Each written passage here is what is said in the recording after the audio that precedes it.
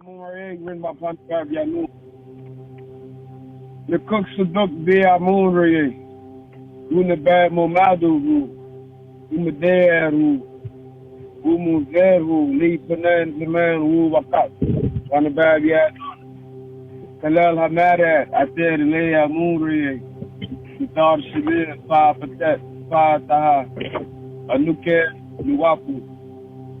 I trust by way of Amun Rayay and his master teachers, and his paparazzi, and his wonder for this day and time. All praises are for Amun Rayay, overseer of the heavens and the earth. I am the Wapu. Rahubat, thank you. All right. That first spiritual experience. Yes, I have one. Go ahead. Well, Friday I was out, and the sky looked pretty interesting, so I started taking some pictures and stuff. And I was looking up, and I seen something, and I'm like, wait a minute. I realized what I was looking at wasn't a plane because it didn't have any wings. And short story, I don't know, it was cylinder shaped, and I got some pretty decent pictures of it. Because when I was looking in the camera, though, it didn't look like I had got it. I put them out to people. I don't know if they paid attention to an attachment of a craft from they keep us all. But that was shaped like the craft. I was sitting at the kitchen table with some brothers here, Nawapian brothers, and they were very disagreeable. All of them, they were evil. They were very disagreeable. They were fallen angels. Really, they are. One of them dead. And they had asked me to open up the holy tablets, and I was walking through the tablets with them, this, that, and the other, and everything I was teaching them, they were disagreeing with it, just like devils do. They was like, no, and being disrespectful about it. I tried and tried for hours at that table under that bright light, and I just got tired. I said, that's it. So I said, y'all can go now, that's it. I can't take no more of this. Y'all too evil. And me and, you remember my mate Khadijah then, another demon. We walked out in the dark with them onto the porch. They all had cars and trucks parked out there in the parking lot. And they were all standing by their vehicles looking up at me, standing on the porch. And then they all started looking in amazement at something over the house. And I turned and looked up, and there it was.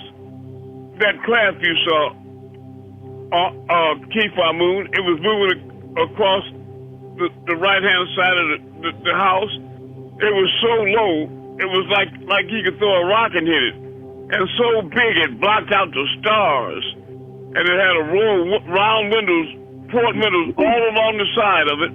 And it was little brown beings in uniforms, and they had big eyes, and they was all staring out the windows down at us. And it was so quiet. It was real quiet, like a mouse pissing on cotton. You couldn't hear anything. And it blocked out the stars. I'm telling you, it took a long time to pass, and all them niggas that was talking like this, what I was saying wasn't real, they was all gobsmacked, jaw dropped, just staring. But none of them tried to photograph it, and I didn't either. Well, I sent her in the house to get a 35 millimeter. But it was dark and it never did come out for some reason. Or I don't have the pictures anyway. But I sent her in the house to get a 35 millimeter camera. But I think those cell phones could have picked it up. But yeah, that's real. What you saw, maybe we're in the same family. You don't know. But right. I put together an email today. The last one I sent out. It was pretty lengthy. And how many of you all opened it up and read it? I did, and it was pretty good. Okay. Yeah, I did too, Moon. Yeah, that was a response. That was a response to some clowns on Telegram. And I think they're from the House of Who. And they keep sending in this real Popeye black devil that calls himself Djer, DJSER. On Telegram, and he's just a rampant black reptile. He's not even there's no human in him, just only rebel. That's all. And he talks ignorant. And if you read that, I wish somebody would read it to me, to us. That can read fairly good and clear. The last email that I sent. Yeah. Yes. No, not the post, the last email. Is it the one that says the first thing is dealing with actual reality? That's it. Please read it. Okay, I'll read it. First thing is dealing with actual reality.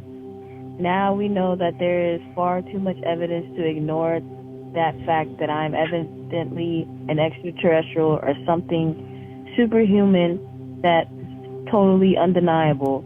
Can't be logically explained away, period. Along with thousands of testimonies from Nuwapians and others with zero reasons to lie or embellish, such as yourself, follow God. His name is Amun Rayay, in London. Now he's acting like he's crazy. Well, he done wrote testimonies about watching me move stars, and he's in classes that we recorded, all excited about me moving stars and doing things like that. And even saying that I gave him and somebody in London the power to do it too. But he's getting with them niggas, them London niggas, OMS or whatever it is, and talking crazy. Like vague now, So I answered him and all them black reptiles at one time. Go ahead. I like it when you read with enthusiasm, Okay. Yes, of course, we have too much proof of your testimonies of seeing me move stars, moon, etc., and others such as yourself and others influenced by my presence that says the same, even recorded in many classes. The thing is, apparently all of you have different experience with me, such as personal healing and spiritual visitation from me, especially in times of trouble or need, such as watching me light up every bright while teaching very deeply, or simply walking in all the personal experience that I have related to, being taken up and being in other dimensions, especially with Yanun, yet many times with others, but always ether, ETs, or some form of spiritual beings, both agreeable and not followed but couple. That and much, much more with my many years deeply involved with Yanun and Nuwapians, etc. It is impossible to dismiss all the Patarak actual facts and related scriptures that constantly reaffirm that I am indeed sent from Ilion El to you all on a very clear mission that involves raising you all up to a higher spiritual consciousness. That as simply as I can describe my realities, son, expect to say all these many things, all these many years are very, very real. In conclusion, holy tablets and all Nuwapic doctrine and personal letters, etc., from Yanun are undeniable evidence of my messiahship. For example, the few holdout still trying to deny that those with me are really moving stars, etc., are being constantly invited to step outside and look up at very specific times to bear witness. Now, either you and I and thousands of others are lying or crazy, or I am the expected Messiah, and there are those that just refuse to accept the fact that it in a nutshell and can't be explained away.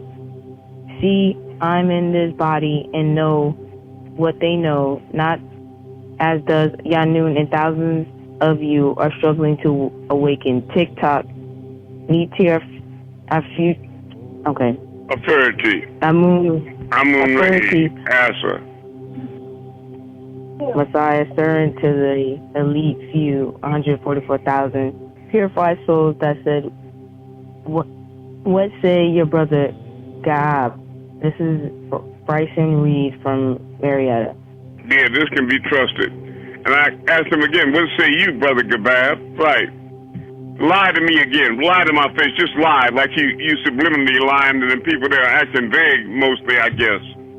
Not really lying, because he also testified on Telegram that, yes, I've said several times that I've watched you move the stars, you know, and he said you did it with some type of a fourth dimensional power, like Melchizedek or something like that. And I was saying, well, you never saw, to myself, that's what I mean right there, nigga. So you never saw him do it. Stop lying, Black Sambo. You understand? It's just they want to rebel, so it's really going to be very few of you all that really make it. And those of you that have purifiable souls that can actually, you know, confirm the truth, testify to the truth, and really looking for the truth. Like I said, most people are not looking for the truth. They're looking for confirmation of their already preconceived, erroneous, weak, nigger beliefs. That's what they're looking for. They're looking for to be right about what they think, not about what's really there. Absolutely. That's right. I bear witness. That's right. I bear witness that Gabab was in our classes. Say it again. I bear witness that Gabab was in our classes. Gabab from England. That's right. Gabab was in our classes, and he was there with us moving. He was there moving stars with us, right? Tua, absolutely. I bear witness as well. That's right. And then it got so real, he just stopped coming to class. And then I got a feeling at what really happened to him is that he thought he had gotten the power to me, and then he ran back. He just went back to London and tried to try to be a messiah himself. He did. And the only way he could really do that is pretend like I didn't exist. You follow me? And I think he's still on that same journey, which is a journey in folly, right? Yes, to hell, yes. That's right, on the way to hell. That's right. And I don't want him there, you know. I wanted to remind you all of some spiritual experiences and physical experiences I had. It was on the day that Malachi was arrested here in Millersville, Georgia. I was at home working on my computer, sitting in my rocking chair working, and I was startled by my walls shaking so hard the pictures were falling off. There was a Chinook, a Black Hawk helicopter over my house, like they had landed on top of the roof. And I instinctively knew, intuitively, what was going on. And so without a second thought, I just ran outside with no concern for myself, jumped in my car, and started making a beeline for Tamarie, which at that point was only about 25 minutes away from the house. Now, when I got almost there, there was a supermarket that was right there. I forgot the name of it, but they used to go up there.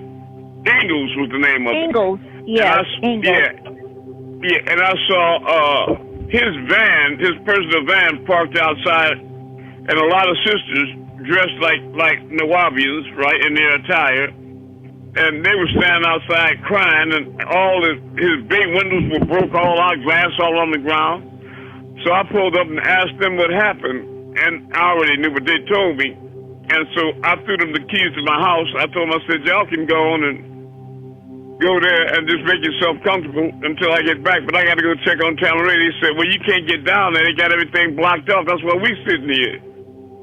And I drove down the Shady Dale Road, and the police were there, the state police, FBI, GBI, everybody was out there. I saw helicopters and everything circling over the top of the land, and I could see from where I was, there were body bag, ice trucks and body bags, and I instinctively knew what that was. They was going there to kill all them people on Tamarie. And they had already arrested Malachi, so what was they did? He was the one they were supposed to be after, right? He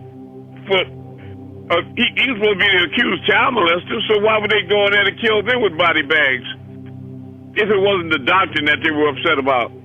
That's right. But anyway, I knew a lot of brothers and sisters that were on the radio there in the Wabians, and I called up about 3 or 4 different stations, and I told them what had happened, and they knew me, so they gave me an open mic.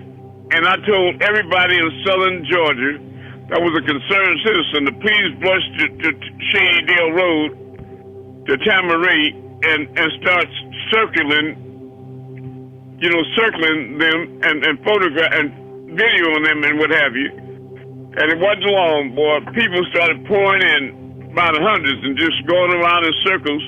And when they knew that they were being watched in photographs, they started folding up all their equipment and putting away in body bags, and the helicopters disappeared. And I drove on to the land, right? And even to this day, a lot of those people don't know that I saved their life. And the ones that do, they're just not grateful. So I don't know what's the matter with Nawabians, except there's a strong spirit of reptile in there. Do you understand me? There's a strong rebellious spirit in there, Cool. and they're not really, and in their mind, they're at war with the Most High. And they've elected, like white folks did Trump, they done elected their own leader, their own God, that's Malachi Z. York.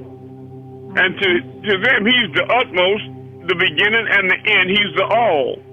In fact, I heard one of them niggas said that Faout all is the gateway up to Yanun. Now, I know Malachi is powerful, and he's the head of all the angels, and he's great. And I revered him and dedicated my whole life to his service to try to help him complete his mission successfully. But as far as him being over Faout, I never considered that a possibility. You follow what I'm saying? That's right. Follow, yes. Man. So I mean, but these niggas need to quit that silly bullshit. You know what I'm saying? Okay. But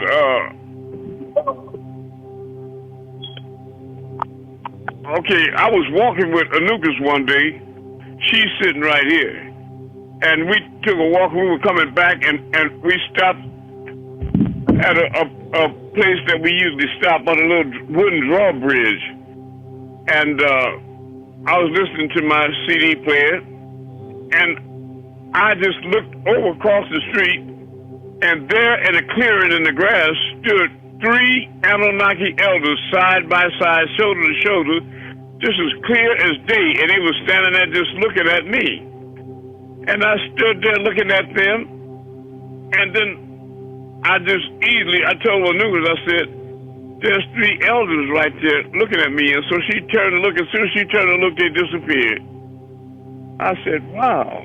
And I bear witness to that. yeah. Okay. I know one time I was in another reality on another plane, and I was out there with another presence to my left. It was pitch black dark, and it was cobblestone streets I was on, in a big wide street.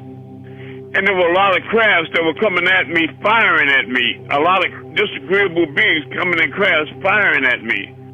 And I took my right hand and my pointer finger like I moved the moon and stars, and I just was snatching them down and making them crash on that cobblestone street. And it was blowing up, catching on fire, and I kept doing that. And they kept coming and coming. I kept snatching them down till they was everywhere. The whole street, the whole area was littered with them, on fire and crumpled and tore all up.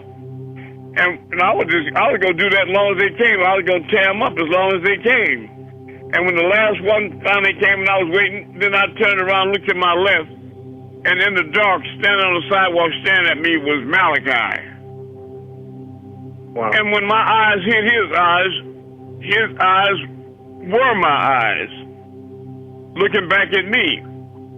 And I told him, I said, I broke the silence. I said, it's really me, you know. And he looked at me and said, yeah, I know it's you.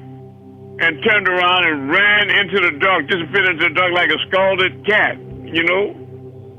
So I never could figure that out, you know, except to say, you know, the obvious, right?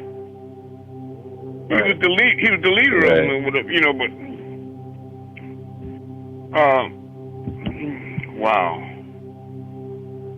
I know one time when I was in San Diego with Imam Ahmed, I had been inspired.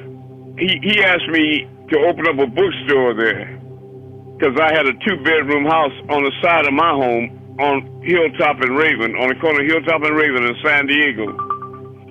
And I was feeling so energized and zealous about it I went out to Chula Vista, California, and bought a whole big giant building the size of an ark. And I paid, at that time, Dark Marquez, some Mexican movers, to jack it up and put it on trucks and moved that building to San Diego, where I had bought a lot next to Moody's Ice Cream on Market Street. And I got Lucius Austin, an engineer. Please mute your phone. Mute your phone. What are you mad about? And I had him draw up the blueprints and get everything approved by with the city.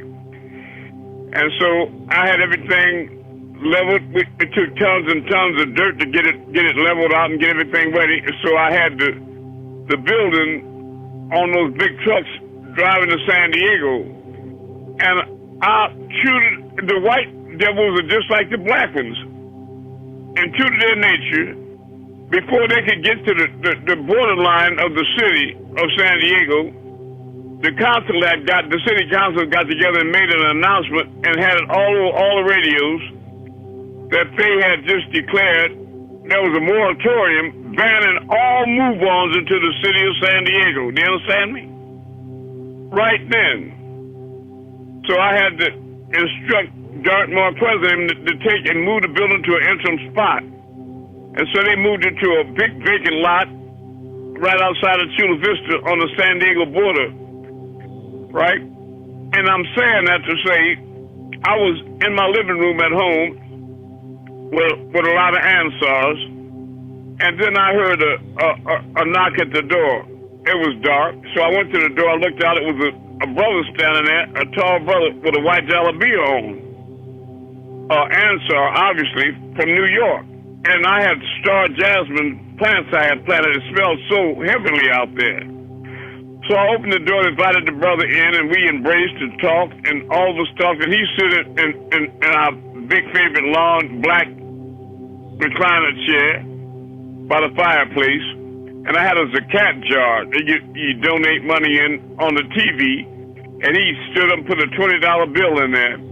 And I started bringing him out a lot of books because I have been making $3,000 and $4,000 orders from Ansarullah of books for the bookstore. And I started giving him a lot of books, and we were talking.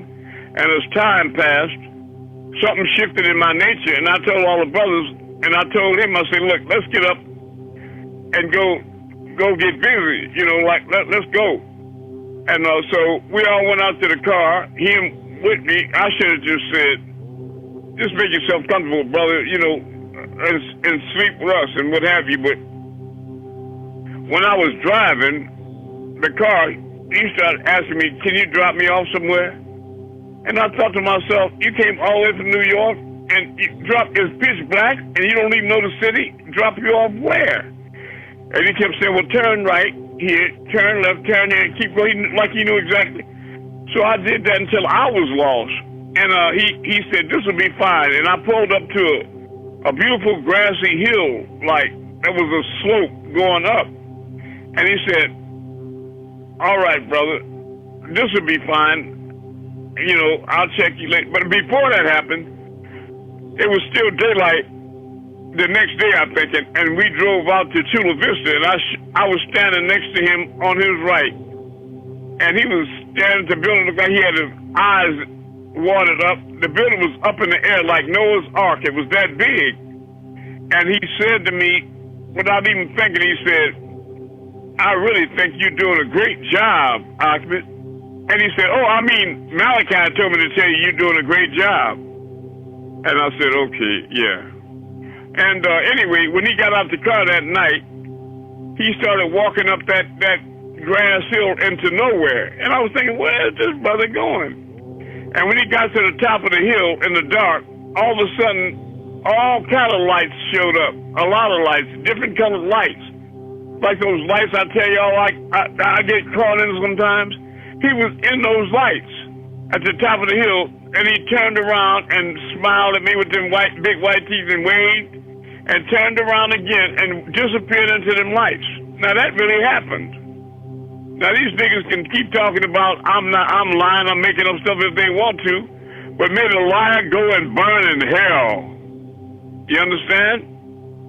Now, there were always things that he did with me, treated me differently. Like when I went there, I flew from San Diego to visit him. I treated him differently too, you know, but there you go. Anyway, when I was out in the newcomers class and he finally showed up out that side door and he walked in with that white jalabia and that kufi on, and he was lit up in his aura so bright. It was the biggest aura I had ever seen. It was going through the walls and ceilings. I don't know where it began to end, but what really got me is that there was a strength emanating from him, like John saw on the Isle of Patmos. And I thought to myself, I didn't know it was him at first because he was so simply dressed.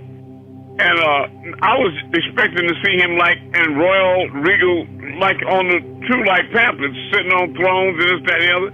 But he had a simple jalabia on, and it was very clean, but it looked almost kind of yellow because of the light that was coming from it, like the sun.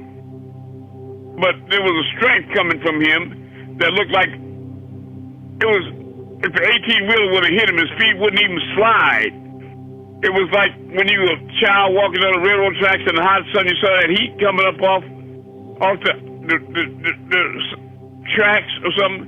That's how that strength was coming from. And I thought to myself, no wonder he can write books like 666 and the Curse Seed, the Cannon, and the Dog. And they can't do nothing to him because he got soldiers like this around him to protect him. You understand? But I found out later that it wasn't a soldier, it was him. Right? That's right. Yeah, it was him. And anyway, after he gave us our shahada, you know, in Greek, he invited me up on the stage. Again, unusual. And I hugged him and I whispered in his left ear while I was looking up. You know, because I wasn't going to over-reverence the man, but I told him in his ear, I love you. But I was thinking like, I know you connected to God at that time is all I could think. And then you could hear the children, the boys calling the dawn, Allahu Akbar, Allahu Akbar, you know, the call to prayer. And he asked me, he said, do you know how to pray? And at that time in point, I told him, said, no, I don't. So he said, follow me. And I followed him down a long corridor. And we got to a door. It was just he and I. And I walked in behind him, and there were rugs, round rugs on the floor. He said, just do what I do. And he was in front of me.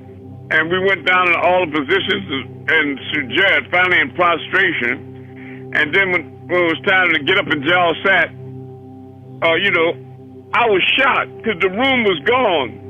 What used to be walls and floors and ceiling was now just bright light, nothing but light. I couldn't see nothing.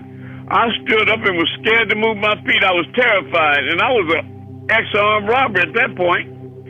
But I had water coming out of my left eye, and without even turning around, he said to me, are you all right, brother? And I said, man, I don't know, because I really didn't. How can I be all right? I don't even know where I am. I'm scared to step. I thought I don't know, upside down or sideways or up on a cloud or where was I at? But I can still hear them little boys with the call to prayer to the masjid, right? And so he went back down in the prostration again, and I was doing what he did.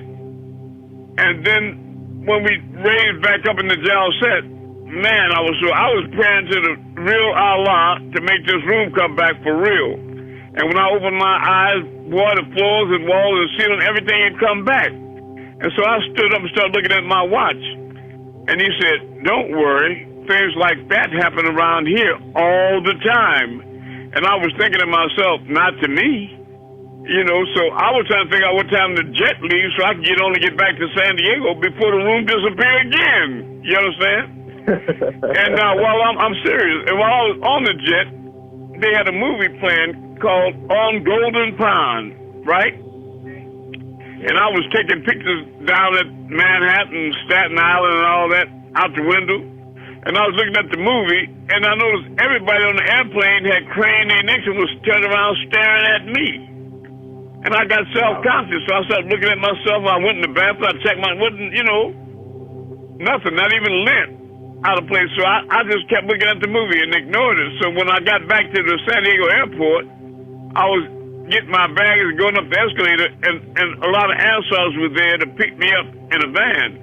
And my lieutenant, a brother named Charles Brax, Amin Abdullah Muhammad, he was standing up there at the head of the stairs, and he said, Imam, you lit up like the sun. You lit up like the sun. And I was thinking to myself, this nigga been in the weed or something. So anyway, they hustled me off in the van and shot me to the house. So I went inside and I went back to the master bedroom where I stayed.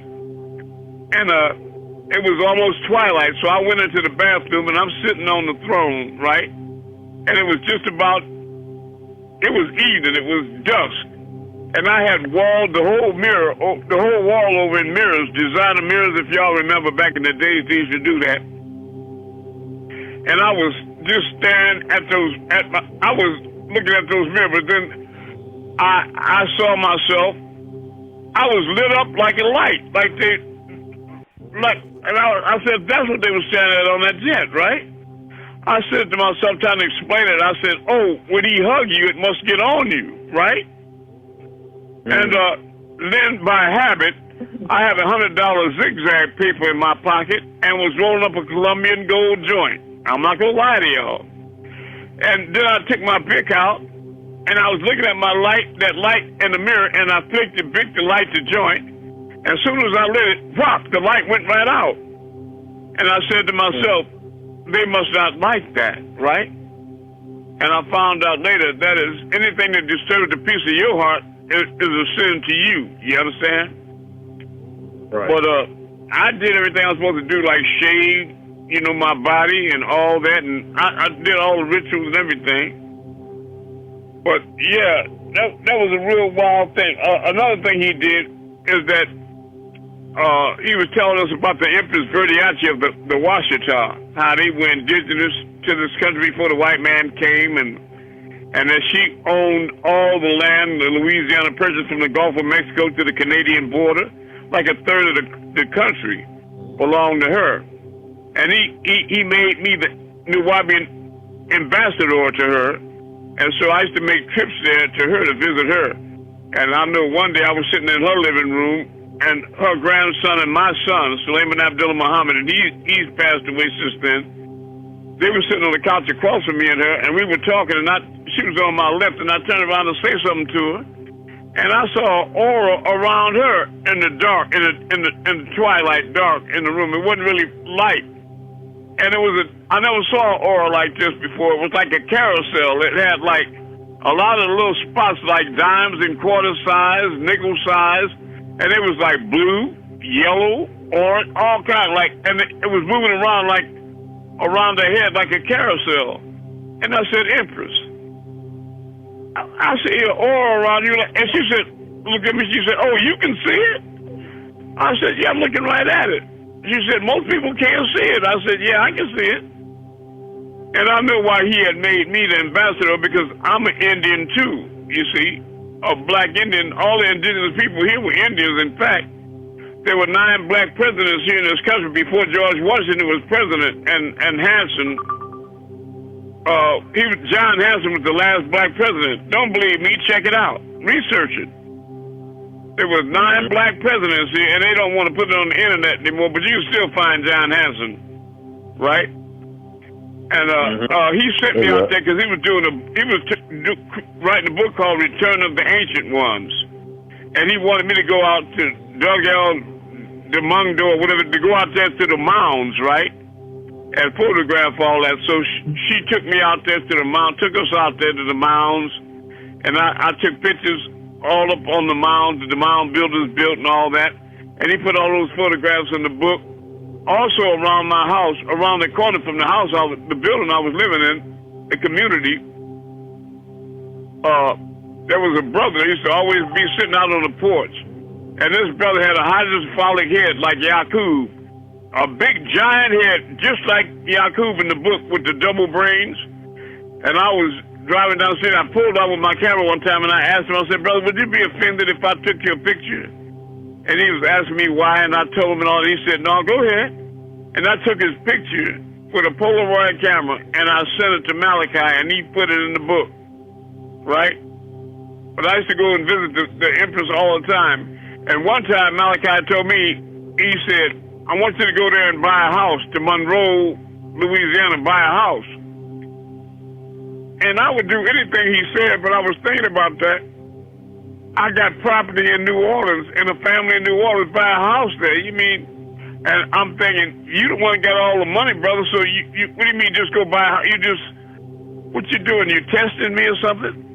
And I started bringing newspapers up there with real estate and stuff in it and sending it to the office. And I got a bunch of newspapers I bought from the Empress one time for $100. And I went out on the land on our usual, we used to go visit twice a month for him to teach and to pick up our book orders. I would buy, every time I went up, I got a $1,000 book order because I had 2 bookstores in New Orleans. And I was giving out the papers, but then I started charging them $1 a piece just to get my money back, right? And he sent somebody back from the office and said, turn those papers into the office. You don't sell nothing on this land. And I was thinking, that's not fair. I'm not trying to make money. I just want to, but I just sent them into the office, right? But a lot of times I was treated, I thought, very unfairly. And a lot of the people that I brought as well. I know one time on his birthday, they were trying to put together a Sphinx. He had them in Georgia trying to put together a Sphinx in New Orleans with Blaine Kern, the big float maker in New Orleans. And it was messing it all up and didn't know what they was doing. And so he called me up and asked me to go and take care of it and take over the project because he wanted the Sphinx to be up and together in time for his birthday. So I went in there to meet Blaine Kern, this big rich white guy in New Orleans, and I got the project done, and I had it on 2 big 18-wheeler trucks, one low boy to get the head was to get it under bridges and make clearance, and I flew a jet to Tamaray, and I had an economy car waiting for me so I could get there to assemble it. And I called the office and told them I'm gonna be a little late because and the assistant said, Ahmed, he said to tell you that you're acting Maku, because that's who he was, and then he was Maku. And I said, what does that mean? They said, he told everybody, he said, if you want all of these brothers to walk to New Orleans and pick that Sphinx up and carry it back to the land by hand, they would do it.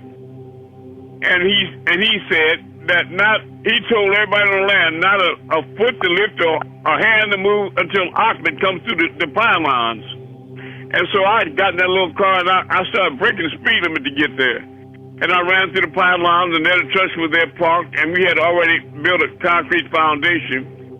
And so I looked at the situation, and I told him, I said, we need a cherry picker here, because I'm a carpenter and construction worker. And the office said, we're not going to pay for no cherry picker machine. So I told him to go to the hardware and get some 4x4s, treated lumber, 20 feet long, and they came back and got them, and I started jacking up one side of the Sphinx at a time and slid them all other, and I had them to get on each side of it, about 3 or 4 brothers on each side of those big timber.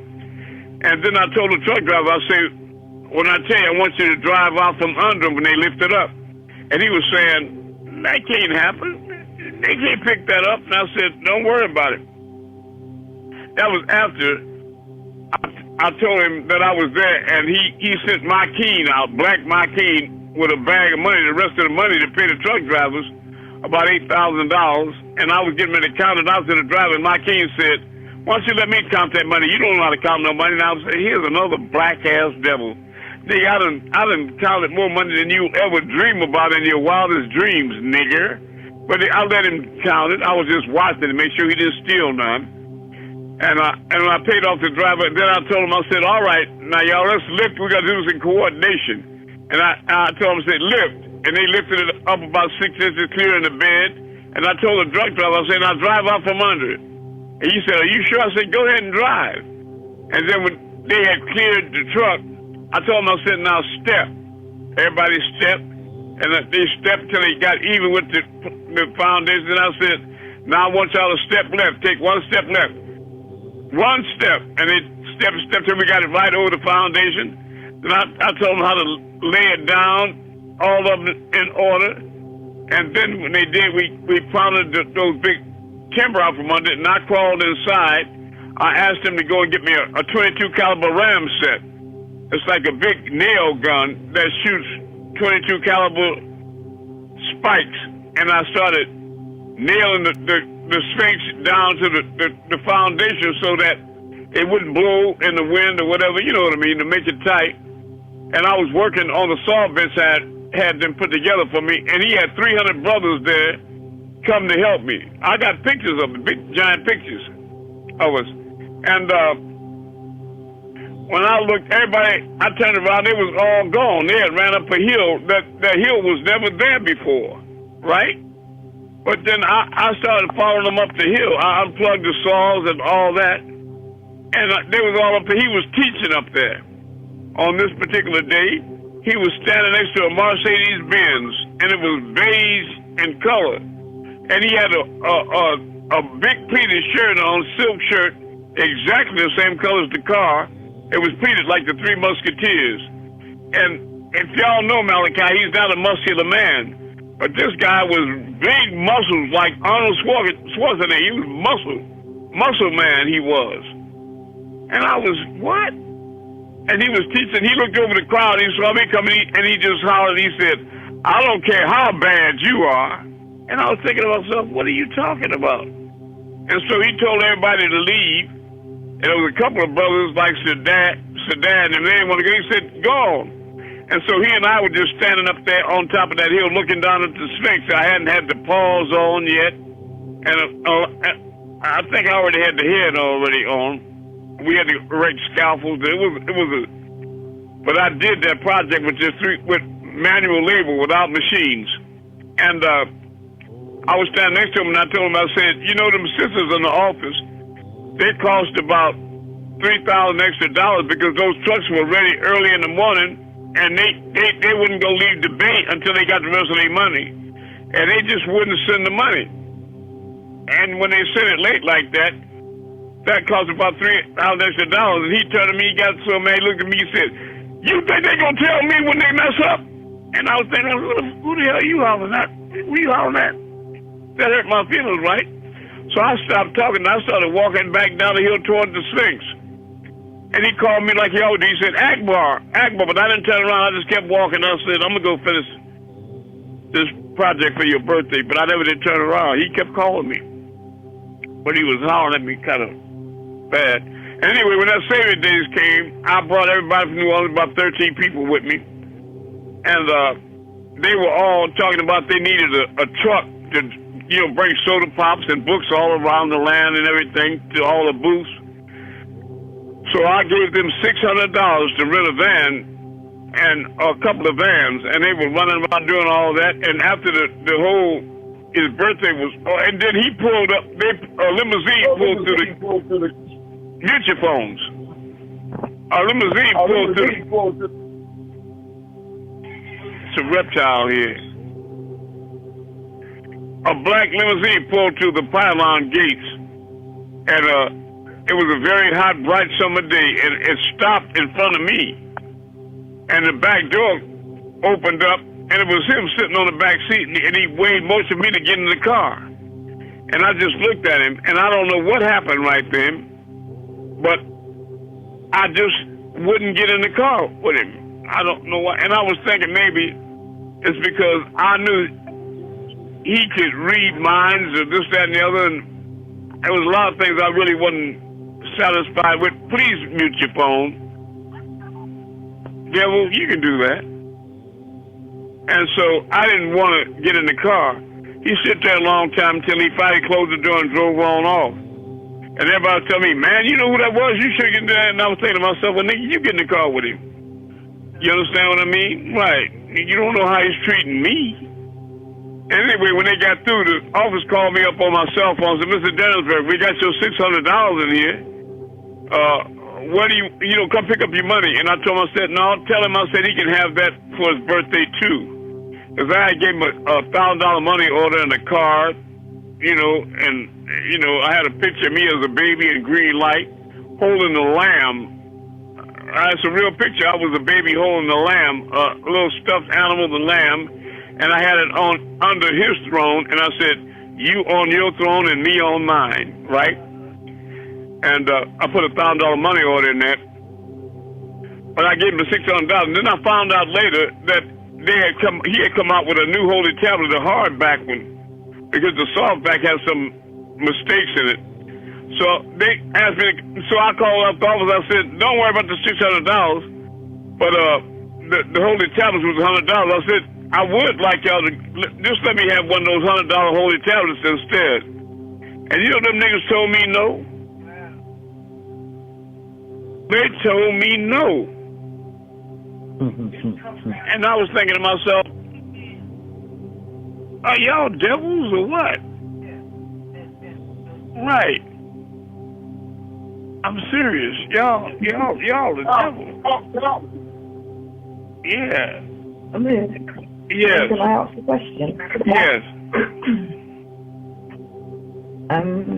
When people say that they're drawn to you, is that, I know it sounds like a spiritual thing, but is it deeper than that?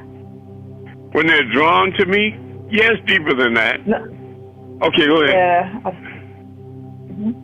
Could you explain a bit more? Okay, can you be clear about the question you're asking me?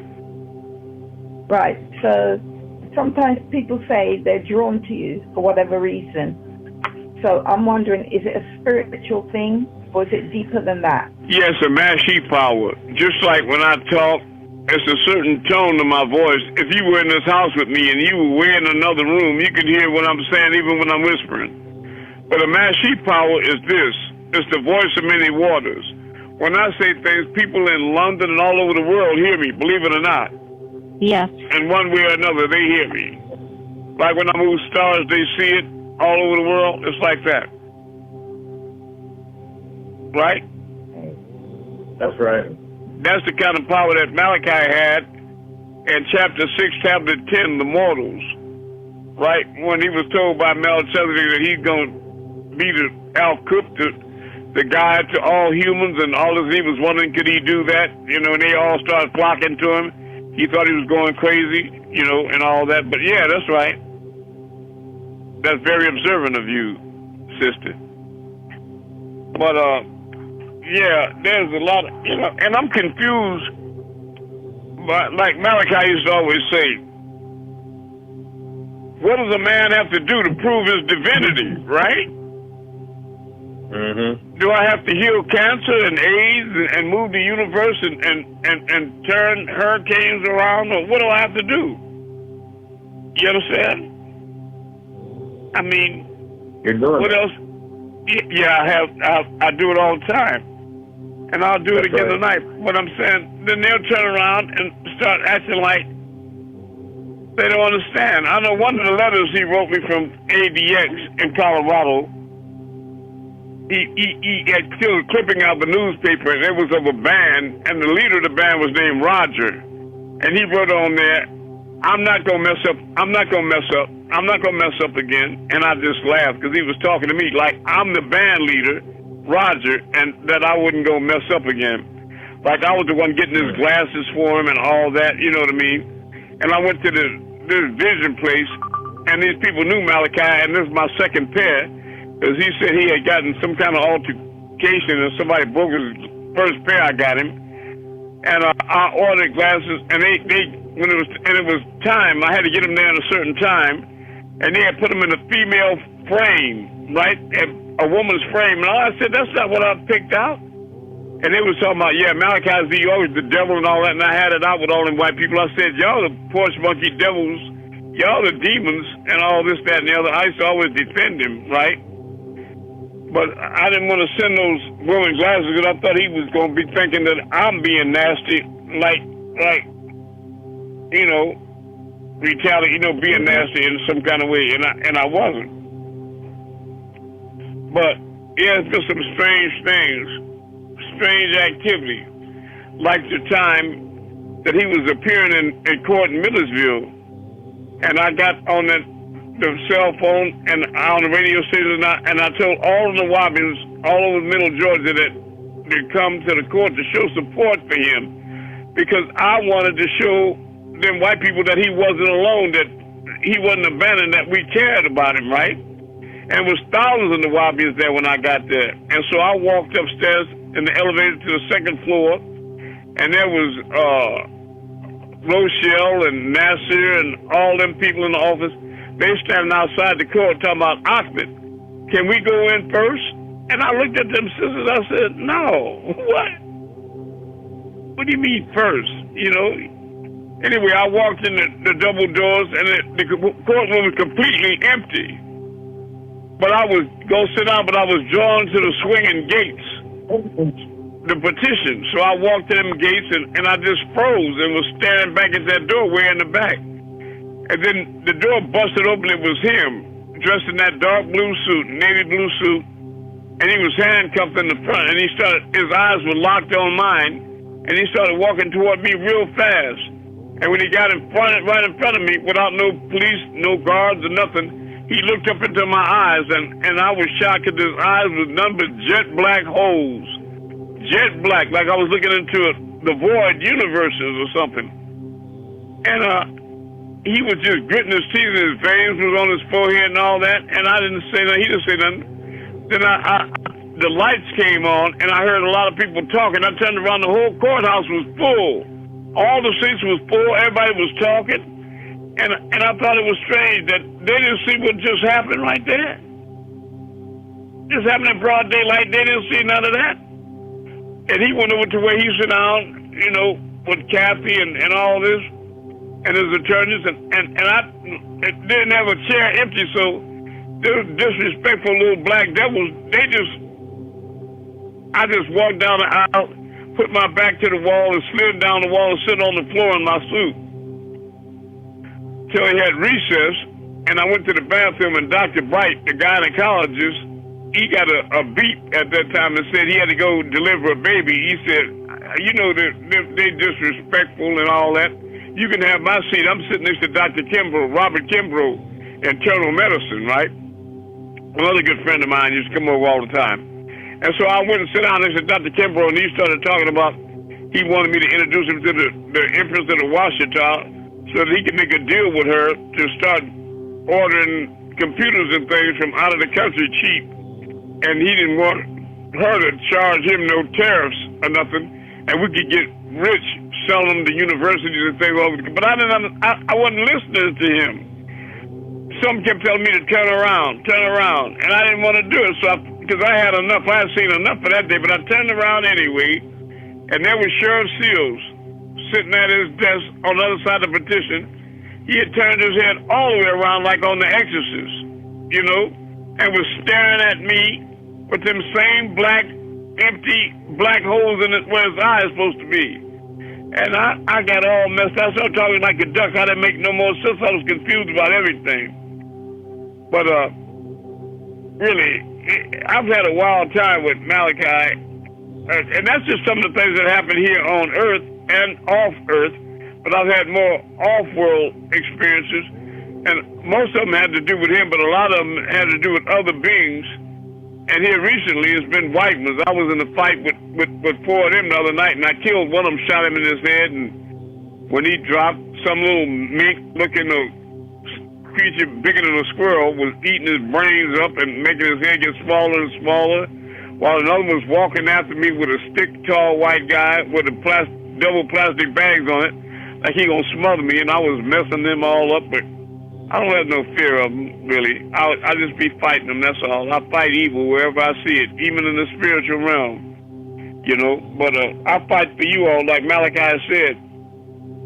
You know, Alfred has been protecting all of us since the year 2000, and I have, and I will. And I just need y'all to help me, to help you. You hear me? But there's so many things that I've experienced off-world, and I know I was out there one time, and I told you all this, I'm going to say it again. I came to myself. I was in a desert area in a big giant tent like they have in Arabia. You know, the sheiks have with the harems and all that, a big giant tent. And there was a lot of brothers out there, tall, black, skinny brothers, very tall. You know, they be tall. They tall and thin. And, yeah, they tall and thin. I want you to know that they black, they very black and tall and thin. And they all dressed in white, but they had a sign in front of them held up like them old ladies have in church to fan themselves with this wooden stick. And they all had their faces covered up with that. And talking to me with that fan there, I wanted to move their hand and say, nigga, what you hiding? Anyway, I sit down on one of them cushions and another brother sits next to me. And he said a big giant one between the cushions, between me and him, a big sign. And I was like, I'm not trying to see you, nigga. And another one walked up to me and said from behind the side, Ahmed, Malachi want to see you. And I said, well, where is he? He said he's sitting out there on the water. So I got up and walked to them silk curtains and cracked them. And it was the most beautiful day I ever saw. Pristine. It was the clearest sky. I've never seen a day that beautiful on earth. And I started walking across the sand to him. And I could see him from a distance. He was sitting down, squatted in a lotus position with his right side to the water. And I got in front of him and I squatted down in a lotus position in front of him. He had a dark cloak on, like a habit that a friar or a nun might have, and his head was down. And I was sitting in front of him, and he raised that head up, and goddamn, man, he was ugly. You come out ugly, had a ridge all around his face like a orangutan, and he was an ugly reptilian. But I was confused because I saw this hua sign where his third eye is, this green light hua sign. It looked like. And I thought to myself, that's the same light that be in my forehead, like y'all see on those pictures that I sent you. That's the same light in the same place. And so I knew it was something that he and I are one in some kind of way, but I was thinking, damn, I hope I'm not ugly like that. And he leaped up and grabbed me by my shoulders and started shaking me, talking about, you're not an interdimensional being. You're not an interdimensional being. And I was thinking to myself, nigga, I'm in another dimension right now. And I looked at him, I started getting mad, right? And he felt my temperature switch, and he sit down and looked at me and he said, my leg is hurting. My leg is hurting. And I just forgot about my anger, and I reached under his robe and touched his leg to heal it. And it was gristle, hard as steel, like a chicken leg or something. I was thinking, now, this ain't no man. There ain't no human being. This ain't no leg. But, you know, next thing I did, I woke up home. But I was right in the same spot on the bed where I used to see these liquid drops of bright plasma light dripping through the ceiling. Yeah, it's so many things that can happen. It's just hard to believe. I know he came to visit me one time, and I wasn't here. You know, but he had them drive him out in his van and what have you. But I wasn't here. I missed him. I missed a lot of them brothers like Yaya and Bat 10. They came to see me, and my mate was there and told them I was not here. And they got down on the ground and prostrated like Malachi used to bow to me. They got down and prostrated with their foreheads to the ground, and they got up and dusted themselves off and told us, they tell the brother we came by, right? But there's so many things I was confused about. But I'm telling you, I got a rough deal from them, like one time, and I hate to bring these things up, but maybe it'll clear up some of the mystery. If y'all see where this is coming from, right? Think about it. And they tell me on the land, Ahmed, the old man said he need you to get him a washer and dryer. And I thought to myself, he got way more money than me. But anyway, I got on the phone and called Jordan's Appliance. And I drove out there and I picked out almost just like new, a black set, because I had a used set that was ready about to give out. But I paid like $900 for just like new washer and dryer from him. And I pulled up with my trailer and van and had them loaded up. And I drove it out to Tamaray. And they looked at it and they said, this ain't brand new. You gonna try to give the old man something used? And I was like, nigga, Wait, I wish I had this set. Anyway, I called Durden's up again because I saw a new pair in there, and I paid like $500 more to have him come and pick that set up and bring the new set out, and I brought that to him, which I was happy to do, you know. But then a couple of weeks later, I was out on the land, and I was walking with Malachi, and I asked him, I said, how are you washer and dryer working out? He said, what washer and dryer? I said, what? They told me you needed a washer and dryer. Oh, he said, that washer and dryer, you mean that they got down in them trailers in the children's house? I said, man, these niggas play too many goddamn games. Y'all play games here. Like when I drove over one of the deities for Deity Road, and I stopped at the pylons where the colonel was, and Marquis ran up from the office all out of breath to the passenger window and said, we're going to use you up and throw you away, and then ran back to Malachi's office. I was like, nigga, what is wrong with y'all around here? You niggas really are fallen angels. But, you know, I love Malachi and I love the Nawabians, but I'm going to tell you the truth. Those niggas are reptiles. They really are. You know, and I'm not saying all of them are, but, man, damn, you know. I used to bring them they were sleeping in that barn, a lot of them, and they like graham crackers and honey, and they like crawfish, and I used to spend hundreds of dollars and load up my trunk with stuff for them that they like. And when I bring it there to them and pop the trunk so they could come and get it, they used to rush there. But Marquis and all them other niggas, they used to just sit there and stare at me with hatred in their eyes. I know they was eating the stuff and all that, but they just despised me. No matter what I did, I was like, why do y'all hate me? What is the matter with y'all? I'm the best Nawabian in the world. Because when I bought that building, Genesis, I called it, in San Diego, I had the blueprints for it and the bill of sales and all the paperwork, and I flew to Brooklyn because I was going to sign it over to Malachi, a $250,000 project. I was going to give it to him and the Ansars, right? And right. I'm a serious guy, you know what I'm saying? Serious guy. I'm serious and dedicated. And I love them, and I love this mission, and I love the Most High. But I don't like that rebellious state. You know, it's some devils around there now. And I don't know if they know that about themselves or whether they do or not. But any of y'all that's been around them, you know I'm not lying. Unless you, one of them, if you got the same kind of nature as them, a snapdragon nature, then they probably seem normal to you, but to any good soul, they gonna attack. You gonna feel the evil in them. A lot of people used to ask, you could feel it, couldn't you? You can feel it. Right. Give me some tell us how you know. How you know? What did you feel? Well, I was just a thought. A lot of the Lord's brother came up to the Covington bookstore, and one of the brothers, I ain't gonna call no name, but the brother, they came down because we was getting the young guys to get in, you know, start the young guys in Covington because them guys was interested in what we was doing at the bookstore. And so I guess we got their attention, so they want to have a main meeting at the bookstore. It was about like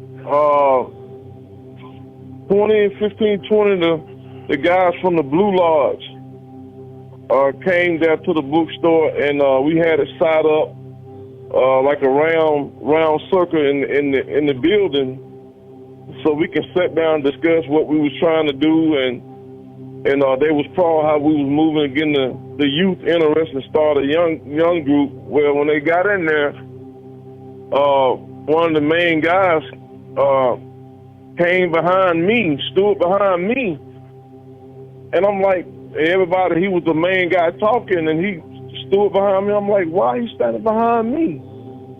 And you know, I don't like nobody just standing behind me like that. You know, so you know that made me felt very uncomfortable. You know, so what I did was got up and I moved my chair back to the wall and I felt like something wasn't right, but the energy was in them wasn't right, and they started getting, we didn't get that accomplished. It got heated up, and man, I'm like, oh no, man, this ain't it. Something ain't right in here. But they made me felt uncomfortable, and it felt like I was being pointed out in there in that circle. But it didn't feel good. But me and my mom had came across many of them, how they treated us, because Malachi had told us to. Matter of fact, they were gonna have this case. My wife got subpoenaed in Covington, and I brought the letter where I called and told the administration that who I was and that my wife got subpoenaed, and so they told me bring it to the land. They said good, bring it to the land, and they told me to come by myself. And I said, no, yeah, and I always have my mama with me, so some told mama come on, because Malachi always said, I'm the one on the land. I never forget every time on Savior Day, he said, I'm the one I always have his mom with him. So I told mama, I said, let's ride down to the land. And so we rode down there, and they stopped me at the gate. Man, they were so mean at the gate. The big gate right there, the pylon gate. They wouldn't, you know. And I told them that they told me to come down here and bring the letter. They said, okay.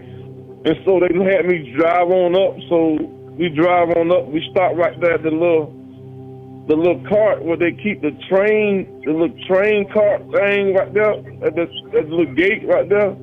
So we stopped right there, and they said, well, Malachi said, I think Brother McKee, he said he told them to give me any books I want. Well, give him all the books he want, him and his mom, because they see. So they told me bring the main letter, but something told me to copy the letter. So I kept the main letter at the house with my wife. Right.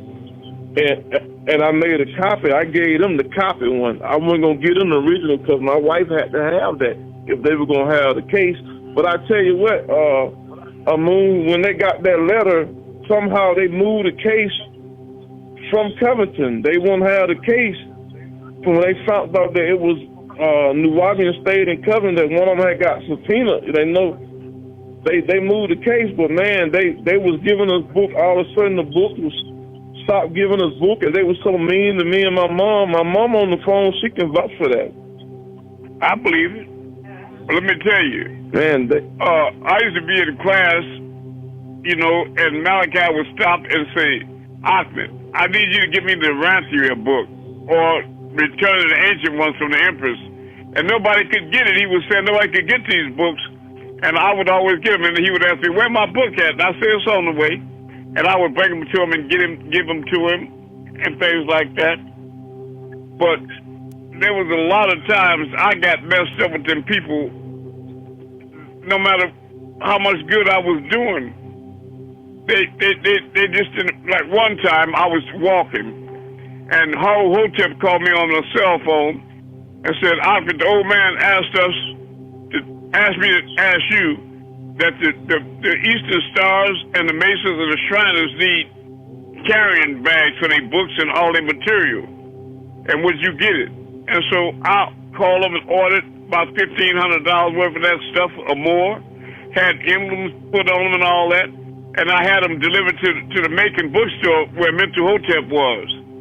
And when they got there, I said, they should be delivered. He said, yeah, they just came today.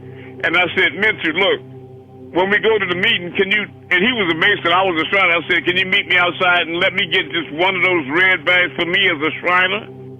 Out of all of, and you know, that I never did see them bags at all. And about a year later, the Macon bookstore had a leak in it, and in the ceiling, and so I put together a crew and drove out there, because I'm a painter too.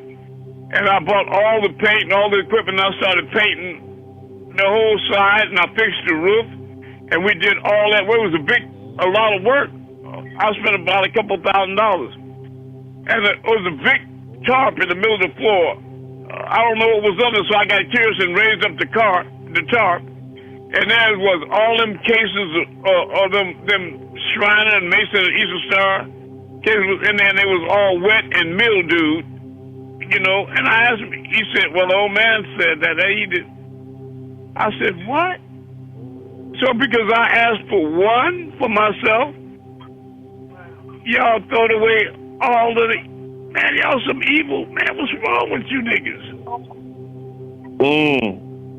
I know one time they was working on transforming a building there into Ramesses, and I'm a painter, like I said, and a carpenter, so I had 30-foot and 40-foot ladders in New Orleans because I had a construction company called Akbar Incorporated, and they needed a 40-foot and a 30-foot ladder, so I drove them up there, and I bought all the paint and everything, and I was teaching them how to paint. And when I let them use my 40-foot ladder, and then I had my own corner I had bought here, and I wanted to paint my own house. So I went out there and asked them, could I borrow my own 40-foot ladder? And them niggas got mad as hell. That's the matter with y'all. Y'all break stuff up here and they want to come back and get it. Okay, I said, man, I just want to borrow my ladder. Do you understand? God damn, nigga. What is wrong with you niggas? And that nigga got his feet amputated from diabetes, and I was thinking, that you see? But nothing. One thing has changed. I never stopped loving them niggas, but I'm gonna tell you right now. You know, you draw your own conclusions, but after about 50 years of that shit, you're not surprised about what's going on back and forth on Telegram with these goddamn niggas, because they are what he said at the Athens ball. You Nawabians are those fallen angels. Yep. The problem is, for me, is considering who was the leader of the Nawabians when he said it. Go ahead. Yeah, we was there. I can vouch for you. So telling the truth. Yeah, you was there at that ball, that thing there, huh? Oh yeah, good. Yeah, me and my mom. You saw it too. You saw it too, sister. You heard him? He also said on the cabaret that you all are those fallen angels. He said that same thing on Well, he ain't never lied, because them niggas are straight reptiles. They really are fallen angels. Yeah. A lot of people kept asking, why you got all these devils on cabaret? And he finally answered and said, these devils do my work. Y'all not going to move on here and do my work. And they was doing it. But he was right. I wasn't going to move in the barn and smell all them niggas' toes. No. But I did more for the Nawabians outside the community than they did inside. So, I don't know. I don't know what the hell. Hey, that's part of me. I was going to ask you a question about them releasing this interlock 6-point star. Now you explaining to me, you answering it for me right now. Because it's really their demonic symbol. I don't know. It's just like they call themselves Sabians, a group of them. And you know there was, in the story of Job, it was the Sabians that rained down on and stole all his cattle and killed his sons and all that. It was the Sabians that was working with the devil. So why would they pick that name of all names?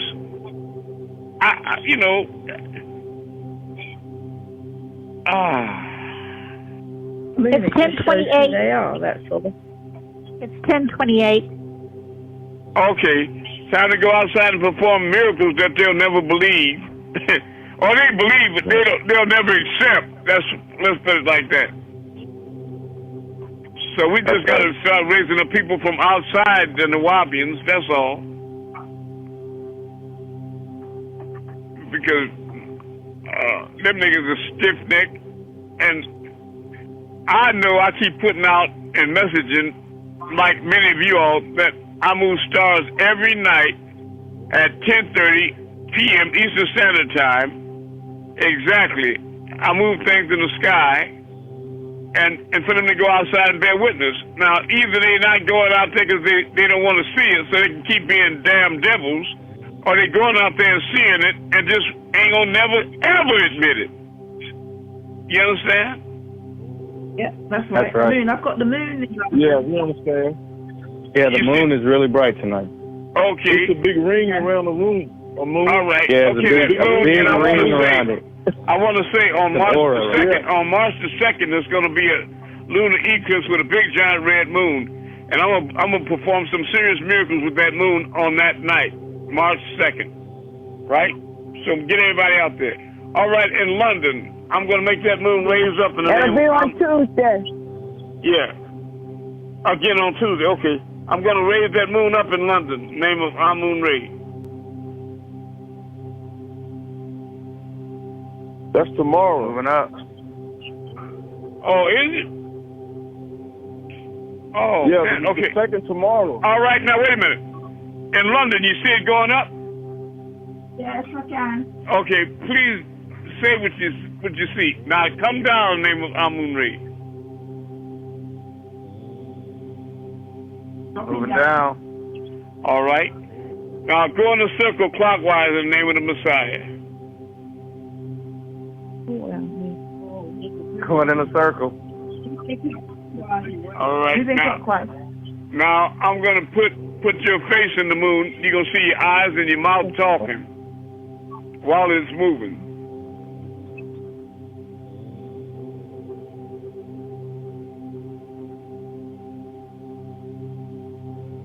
Yes, I can see that. Yeah. All right. Now, need one more person. What do you want me to move? Hello? The moon. Who else said they saw the moon? It was me. I saw her in Georgia. All right. I'm going to make that moon come close to you, Asar, in the name of Amun Rayay.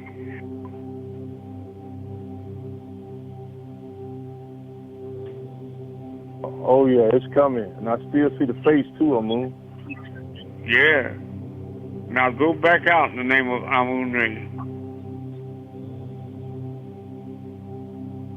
Now go clockwise, counterclockwise.